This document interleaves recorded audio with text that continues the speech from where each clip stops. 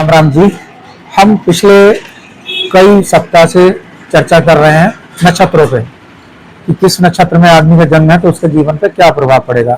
बहुत ही सूक्ष्म चर्चा करते हैं। तो उसी क्रम में आज चर्चा करेंगे विशाखा नक्षत्र पे। ये गुरु ग्रह का नक्षत्र है और इसमें जिसका जन्म होता है तो हमें ये देखना है कि कुंडली में बृहस्पति कहाँ है, गुरु ग्रह कहाँ है और चंद्रमा कहाँ है, चंद्रमा पर किन ग्रहों की दृष्टि है, अगर गुरु है तो किस ग्रहों के साथ बैठा है। जैसे मान लो मैं हूं तो मैं सबसे पहले देखना कहाँ बैठा हूं। मान लो मैं पंडित जी हूं और मुझे किसी को ऐसी जगह कत्ल खाने में बैठा लो तो मैं निष्प्रभावी हो जाऊंगा ना। अगर मुझे मंदिर में बैठा दो तो मैं प्रभावशाली हो जाऊंगा।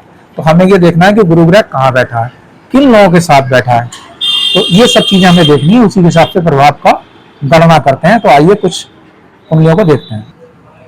तो ये विशाखा नक्षत्र जो है बृहस्पति का नक्षत्र है।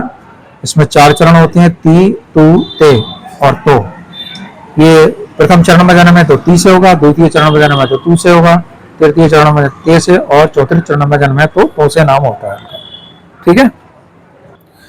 तो जिनका विशाखा नक्षत्र में जन्म होता है वो लोग बहुत बुद्धिमान होते हैं, बुद्धिमान से परिपूर्ण होंगे। वो ईश्वर भक्त भी होते हैं, यानी धर्म कर्म से जुड़े हुए होते हैं।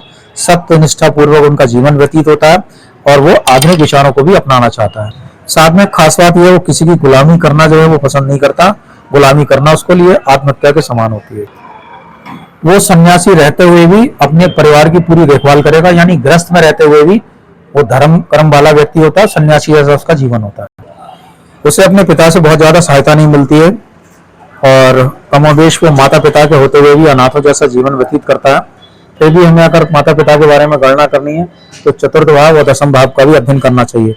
फिर भी उसमें 2 अवगुण होते हैं। एक तो वो शराबी हो सकता है, इन्होंने लिखा है शराबी होगा, लेकिन मैं ये कहूंगा हो सकता है। दूसरे वो अन्य स्त्रियों से भी बहुत अधिक काम क्रियाओं में लिप्त होगा, तो इसमें हमें शुक्र की भी स्थिति देखनी होगी। इन कमजोरियों के बावजूद उसके पारिवारिक या सामाजिक जीवन में कोई रुकावट नहीं आएगी। थोड़ी सी अब रोग पर चर्चा कर लेते हैं। तो यदि उसे कोई रोग होता है तो वो लकवे का शिकार हो सकता है, यानी पैरालिसिस हो सकता है। 55 वर्ष की आयु से अधिक जो 70% मामले हैं उसमें लकवा पाया गया है और ये भी देखा गया है कि वो अस्थमा के रोगी होते हैं, यानी सांस के रोगी होते हैं। अब थोड़ा स्त्री के बारे में भी जिक्र कर लेते हैं। वो दिखावे में विश्वास नहीं करती है। चंद्रमा यदि शुक्र के साथ संयुक्त हो तो वो प्रसिद्ध लेखिका बनेगी और मेरा यह मानना है वो गायिका बनेगी, क्योंकि शुक्र जो है वो गायन में आगे जोड़ता है। उसमें कला और साहित्य का शैक्षणिक योग्यता होगी। वो पति में ईश्वर की वहां की आस्था रखेगी। उसमें काफी अधिकार और शक्तियां होंगी। वो प्रायः तीर्थ की यात्रा करेगी। अब यहाँ एक कुंडली का अध्ययन करते हैं। इनका विशाखा नक्षत्र के 3य चरण में जन्म हुआ है। अगर हम बृहस्पति को देखें, बृहस्पति लगन नहीं है लेकिन राहु के साथ है। बृहस्पति अगर राहु के साथ होती तो ये चांडाल योग हो गया, यानी पंडित जी तो हैं लेकिन वो दुष्ट के साथ बैठे हुए हैं, तो संगत खराब हो गई यहाँ पे। अब चंद्रमा की स्थिति देखते हैं। चंद्रमा सूर्य के साथ है, तो चंद्रमा जब सूर्य के साथ होता है 12 अंश अंदर होता है तो अस्त हो जाता है। तो ये दोनों ही स्थितियां अच्छी नहीं हुई, तो इनका जीवन बहुत अच्छा नहीं माना जाएगा, जीवन संघर्ष में माना जाएगा। और लगन में ही राहु है तो ये अदृश्य बाधाओं से भी पीड़ित रहेंगी या रहेंगे। यहाँ एक और कुंडली का अध्ययन करते हैं। विशाखा नक्षत्र के 3रे चरण में जन्म है।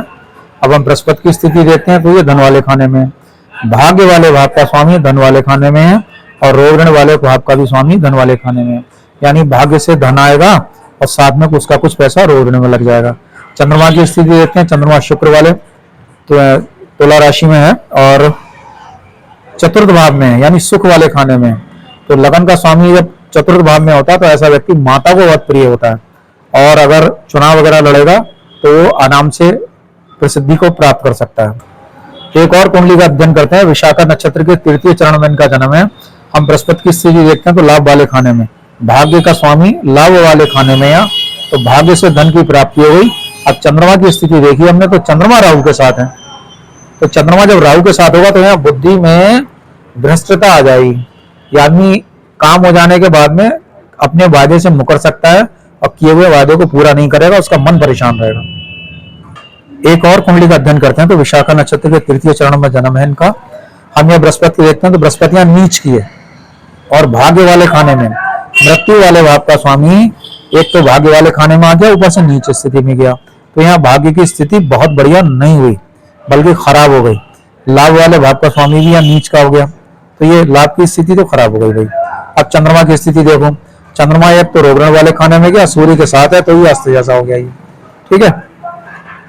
तो सूर्य यहाँ पे 15 डिग्री का, चंद्रमा 28 डिग्री का, ये 12 डिग्री से बाहर हो गया। तो अस्त तो नहीं हुआ, लेकिन फिर भी चंद्रमा की स्थिति बहुत बढ़िया नहीं कही जाएगी। तो अभी हमने जाना विशाखा नक्षत्र के बारे में। यदि आप भी अपनी कुंडली का मुझसे अध्ययन कराना चाहते हैं तो पारिश्रमिक देते हुए आप मुझसे भी अपनी कुंडली पे विचार विमर्श कर सकते हैं। मैं पंडित राकेश पांडे, बरेली, उत्तर प्रदेश, भारतवर्ष। फोन नंबर है 9837235505 और आपको इस सुविधा व्हाट्सएप पर भी उपलब्ध हो सकती है। फोन पे या पेटीएम से आप मुझे पेमेंट कर देंगे और व्हाट्सएप पर मैं आपके कुंडली का अध्ययन करके भेज दूंगा। हरिओम।